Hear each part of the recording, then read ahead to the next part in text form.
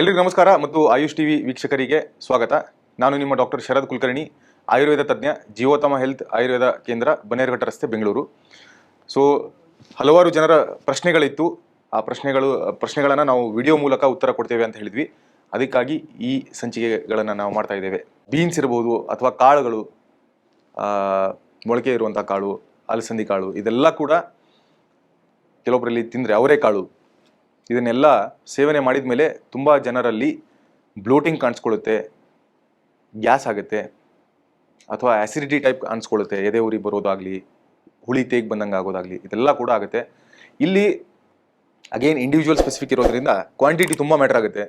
ಎಷ್ಟು ತಿಂದಿದ್ದೀರಾ ಅಂತ ಹೇಳೋದು ಮ್ಯಾಟ್ರ್ ಆಗುತ್ತೆ. ಅಲ್ಲಿ ತುಂಬಾ ಜಾಸ್ತಿ ಸೇವನೆ ಮಾಡಿದರೆ ಆ್ಯಂಡ್ ಅವರಿಗೆ ಅವರ ಗಟ್ ಸೆನ್ಸಿಟಿವ್ ಇತ್ತು ಆಲ್ರೆಡಿ ಈ ಕಾಳುಗಳಿಗೆ ಅಂತ ಹೇಳಿದರೆ, ಅವಾಗ ಯೂಶ್ವಲಿ ಈ ಬ್ಲೋಟಿಂಗ್ ಇರಲಿ ಅಥವಾ ಗ್ಯಾಸ್ ಆಗಲಿ ತುಂಬ ಜಾಸ್ತಿ ಆಗಿಬಿಡುತ್ತೆ. ಸರ್ವೇ ಸಾಮಾನ್ಯವಾಗಿ ಎಲ್ಲರಲ್ಲೂ ಕೂಡ ಈ ಕಾಳುಗಳನ್ನು ತಿಂದಾಗ, ಲೆಂಟಿಲ್ಸ್ಗಳನ್ನು ತಿಂದಾಗ ಸ್ವಲ್ಪ ಗ್ಯಾಸ್ ಉತ್ಪತ್ತಿ ಆಗೇ ಆಗುತ್ತೆ.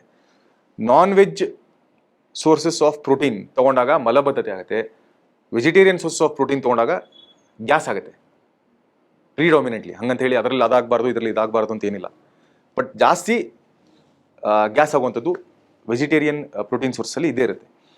ಇಲ್ಲಿ ಹೆಂಗೆ ಇದನ್ನು ಪರಿಹಾರ ಮಾಡ್ಕೊಳ್ಬೋದು ಅಂತ ಹೇಳಿದರೆ, ಯಾವಾಗ ನೀವು ಕಾಳುಗಳನ್ನು ಸೇವನೆ ಮಾಡಿದ್ದೀರಾ ಅಥವಾ ಆಲ್ರೆಡಿ ನಿಮ್ಗೆ ಗೊತ್ತಿದೆ ಇದನ್ನ ನಾನು ಸೇವನೆ ಮಾಡಿಬಿಟ್ಟಿದ್ದೇನೆ ಅಂತ ಸಂದರ್ಭದಲ್ಲಿ ಬಿಸಿ ನೀರು, ಏನು ಸರ್ ಡೆಫಿನಿಷನ್ ಬಿಸಿ ನೀರುದು ಅಂತ ಹೇಳಿದರೆ, ಟೀ ಹೆಂಗೆ ಬಿಸಿ ಇರುತ್ತೆ ಅಷ್ಟು ಬಿಸಿ ನೀರು, ಅಷ್ಟೇ ಕ್ವಾಂಟಿಟಿ. ಟೀ ಎಷ್ಟು ಕುಡಿತೀರಾ ನೀವು, ಒಂದು ಕಪ್ಪು ಅಥವಾ ಒಂದು ಚಿಕ್ಕ ಗ್ಲಾಸು, ಅಷ್ಟೇ ಕ್ವಾಂಟಿಟಿನ ಸಿಪ್ ಬೈ ಸಿಪ್, ಟೀ ಹೆಂಗೆ ಕುಡಿತೀರಾ ಹಂಗೆ ಬಿಸಿ ಬಿಸಿ ನೀರನ್ನು ಕುಡಿಬೇಕು.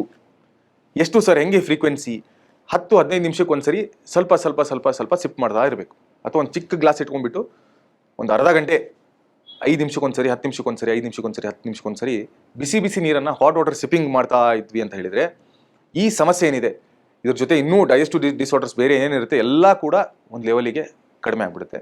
ಈ ರೀತಿಯಾದಂತಹ ಪ್ರಶ್ನೆಗಳು ನಿಮ್ಮ ತಲೆಯಲ್ಲಿ ಏನಾದರೂ ಕಾಡ್ತಾ ಇದ್ದರೆ, ಆರೋಗ್ಯಕ್ಕೆ ಸಂಬಂಧಪಟ್ಟಂತಹ ಸಲಹೆಗಳು ಬೇಕು, ಡೌಟ್ಸ್ಗಳಿದೆ, ಕೆಲವೊಬ್ರು ಅದನ್ನು ತಿನ್ನಿ ಅಂತ ಹೇಳ್ತಿದ್ದಾರೆ, ಕೆಲವೊಬ್ರು ಇದಿದೆ, ಹೆಂಗೆ ಸರ್ ಆಯುರ್ವೇದದ ಮೂಲಕ ಹೇಗೆ ನಾವು ಇದನ್ನು ಸರಿಪಡಿಸ್ಕೊಳ್ಬಹುದು ಅಂತ ನಿಮಗೆ ಡೌಟ್ಸ್ ಇದೆ, ಸಂಶಯಗಳಿದೆ ಅಂತ ಹೇಳಿದರೆ, ಈ ವಿಡಿಯೋದ ಕೆಳಗಡೆ ನೀವು ಕಮೆಂಟ್ ಮಾಡಿದರೆ ಆ ಕಮೆಂಟ್ಸ್ಗಳನ್ನು ನಾವು ಪಿಕ್ ಮಾಡಿ, ಅಥವಾ ಆ ಟಾಪಿಕ್ಸ್ಗಳನ್ನು ನಾವು ಪಿಕ್ ಮಾಡಿ ಮುಂಬರುವ ಸಂಚಿಕೆಗಳಲ್ಲಿ ವಿಡಿಯೋದ ಮೂಲಕ ನಿಮಗೆ ಉತ್ತರ ಮಾಡೋದಕ್ಕೆ ಪ್ರಯತ್ನ ಮಾಡ್ತೇವೆ. ಧನ್ಯವಾದಗಳು.